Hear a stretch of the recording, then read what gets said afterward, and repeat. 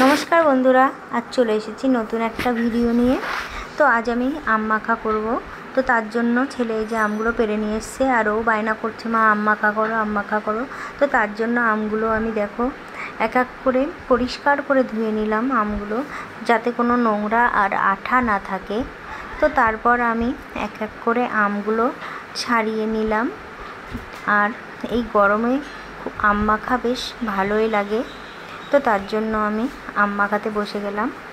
আর দেখো এই যে আমি আমগুলো এক এক করে কিন্তু কুড়ে নিচ্ছি। তারপর আমি দেব এর মধ্যে কিছুটা লেবু পাতা। এটা দিলে বেশ আম মাখাটা ভালো একটা সেন্ট হবে। আর তারপর দিয়ে দিলাম লঙ্কা, শুকনো লঙ্কা আমি পুড়িয়ে দিচ্ছি, কারণ লঙ্কাটা দিলেও আমার খুব ভালো লাগে খেতে। আর যারা কাঁচা লঙ্কা খায় তারা কাঁচা লঙ্কা দিতে পারো, কিন্তু আমি শুকনো লঙ্কাই দিই। শুকনো লঙ্কা দিলে আম মাখাটা বেশ আরও বেশি টেস্টি হয়।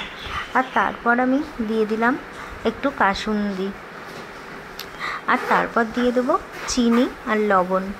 তো বন্ধুরা দেখো, আমি চিনির পরিমাণটা কিন্তু একটু বেশিই দিয়েছি, কারণ আমটা একটু ছিল টক। তো তার জন্য আমি একটু চিনিটাও বেশি দিয়ে দিলাম।